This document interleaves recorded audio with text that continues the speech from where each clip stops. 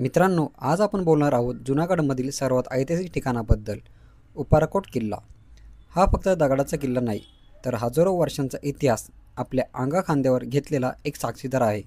उपारकोट किल्ला सुमारे 2000 वर्षांपासून जुना आहे.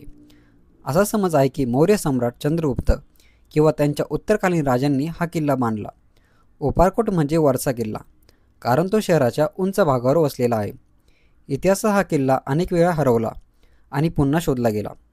लोककथेनुसार तो सुमारे 300 वर्ष झाडांनी झाकलेला होता आणि नंतर एका मेंढपाळाने त्याचा शोध लावला. किल्ल्याची भिंत साधारण 20 मीटर उंच आहे. आतमध्ये तुम्हाला राजवाडे, मंदिरे, तोफा आणि विहिरी दिसतात. दरवाजावर सुबक नक्षीकाम आणि दगडावर कोरलेले प्राचीन शिल्प अजूनही टिकून आहे. किल्ल्यामध्ये अनेक बौद्ध गुहा आहेत, ज्या इसवी सन पूर्ण 2रे शतक या काळातील मानल्या जातात. या गुहांमध्ये स्तूप, पिलर्स आणि बौद्ध वास्तुकलेचे सुंदर काम पाहायला मिळतं. तसेच काही हिंदू मंदिरांचे अवशेष आणि मुस्लिम काळातील तोफा सुद्धा इथे आहेत. किल्ल्यामध्ये 2 मोठ्या प्रसिद्ध तोफा आहे, नीलम आणि मानेक. या तोफा मुळातच तुर्कस्तान आणि इजिप्तमधून आणल्या गेल्या. नंतर जुनागडच्या नवाबांनी किल्ल्यामध्ये बसवल्या. त्या काळात या तोफा समुद्रकिनाऱ्याचे रक्षण करण्यासाठी वापरल्या जायच्या. उपारकोट किल्ल्याच्या आत उंच भागावर एक राजमहल होता. हा महल आता बहुतांश अवशेष स्वरूपात उरलाय, पण त्याचे पाय, भिंत आणि स्तंभाचे तुकडे आजही दिसतात. हा महल जुनागडच्या प्राचीन राजवंशाच्या काळात बांधण्यात आला होता.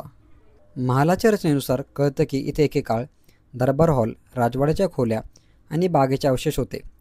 काही भिंतीवर अजूनही कोरीवकाम दिसतं, जसं त्या काळात दगडावर सूक्ष्म नक्षीकाम केलं जायचं. उपारकोट किल्ला फिरताना असं वाटतं की प्रत्येक दगड आपल्याला काहीतरी सांगत आहे. कोणीतरी राजा, कोणतं युद्ध आणि त्या काळातील लोकांचे जीवन. जुनागडला भेट दिली आणि उपारकोट किल्ला पाहिला नाही तर तुमचा प्रवास अपूर्ण राहील.